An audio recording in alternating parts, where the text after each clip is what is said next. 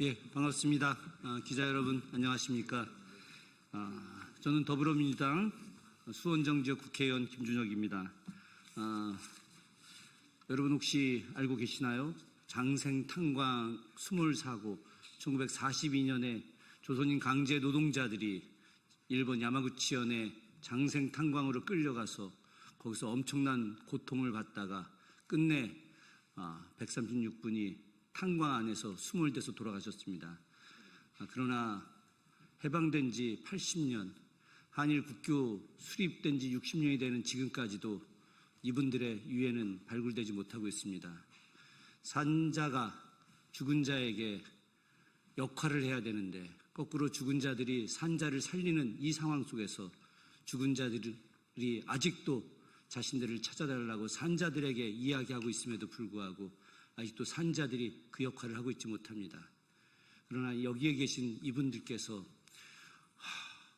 그 엄청난 세월 동안 바다 밑에서 수장되어 고통받고 계시는 그분들의 유해를 찾고자, 그분들의 명예를 회복하고자, 그분들이 어떻게 돌아가셨는지 진상을 밝히고자 노력을 해오고 계십니다.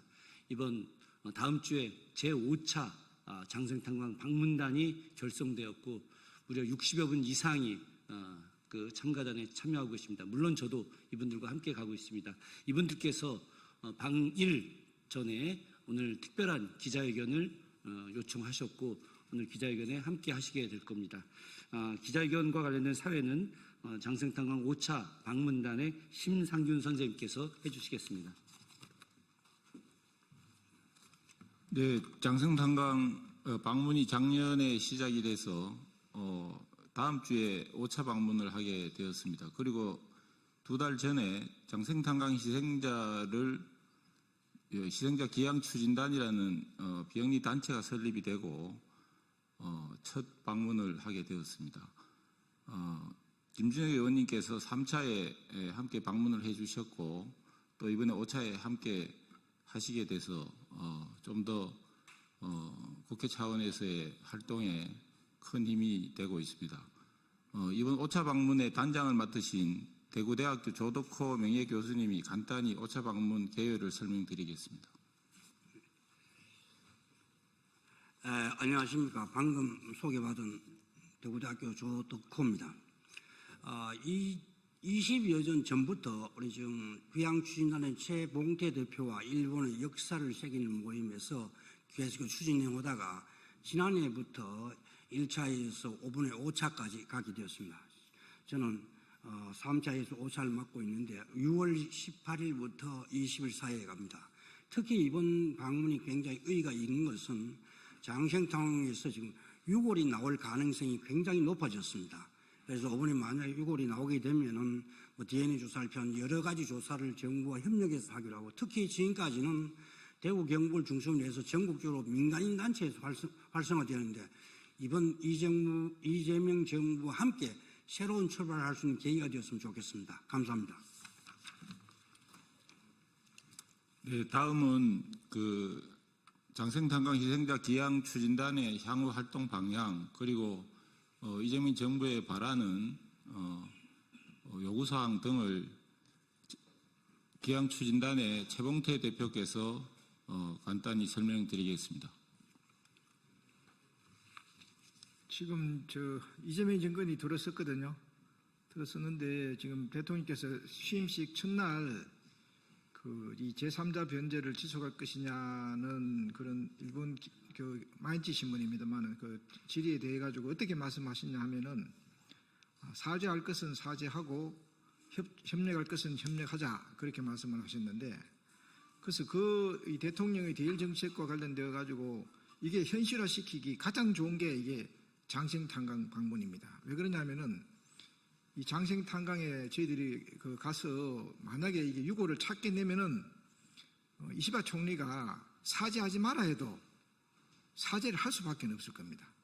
그런데 우리가 그런 노력을 안 하고 일본에 대해서 사죄하라고 하는 것은 쓸데없는 마찰만 일어날 가능성이 많고 우리 이재명 대통령의 실용주의적 대일 정책하고 맞지 않습니다. 그래서 저희들은 이번에 우리 지금 김준혁 의원님께서 가십니다만은 우리나라 정치인들을 대표해서 우리 대통령에 가름해서 가신다고 생각을 해서 저희들이 이번에 꼭 유고를 찾아오겠습니다. 찾아오면은 이시바 총리가 반드시 사죄를 할 겁니다. 왜 그러냐면 그분은 일본군 위안부 문제에 대해 가지고 이 피해자들이 그만하라 할 때까지 사죄해야 된다는 아주 실용적인 철학을 갖고 있기 때문에 이 장생탄광 이번 방문을 계기로 해서 이 일본군 위안부 문제도 해결하고 강제동원 문제가 다 해결하기를 저희들이 바라고 있습니다. 그래서 기자회견문을 읽도록 하겠습니다.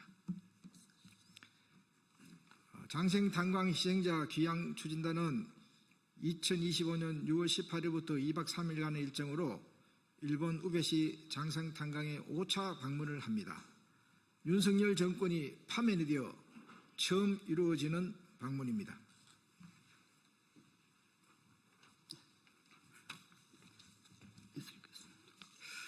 우리 방문단과 일본의 장생탄광 물비상을 역사에 새기는 시민의 모임은 이번 방문이 한일협정 체결 60주년에 처음하여 이루어져 원래 한일 간 바람직한 교류의 전형이 되고 있음에 자부심을 가지고 있으며 한일 민간의 노력으로 만든 성과를 기초로 한일 양국 정부가 노력하여 1965년 당시 미루어두었던 과제를 인도주의, 현실주의, 미래지향의 3원칙에 의거하여 해결을 하기를 촉구합니다.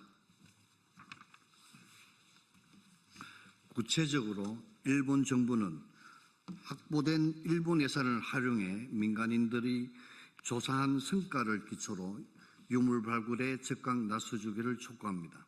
한국 정부도 6월 발견을 전제로 DNA 조사, 유족 찾기를 6월이 가족의 품에 조속히 돌아갈 수 있도록 준비해야 할 것입니다.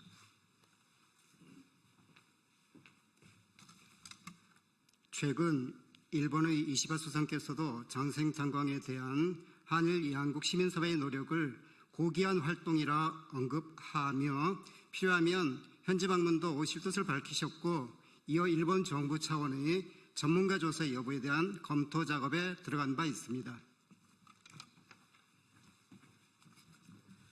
뒤 늦었지만 인도주의 차원에서 미래지향적인 태도라 평가합니다. 이를 계기로 6월 발굴에 유의미한 성과가 있기를 기대합니다. 이재명 신정부 역시 최근 4일 시인식에 취임하여 사과할 것은 사과하고 협력할 것은 협력하자고 제안한 바 있으니 최대한 협력하여야 할 것입니다.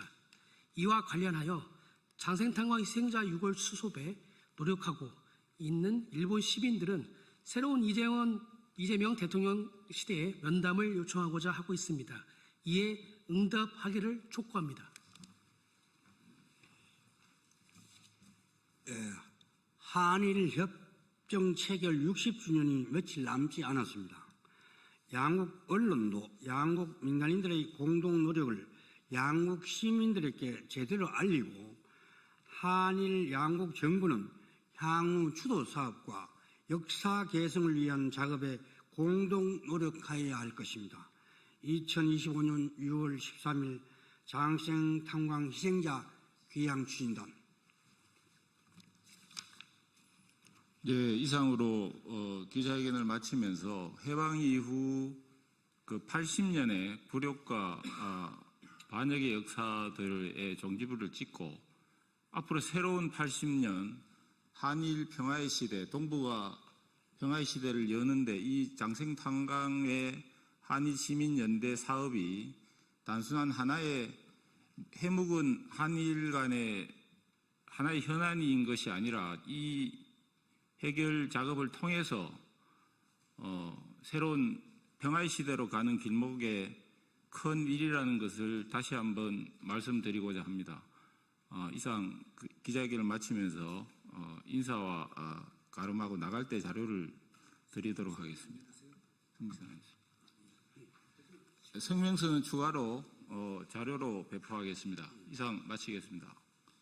같이 인사하고 끝내겠습니다. 일동 경례. 감사합니다.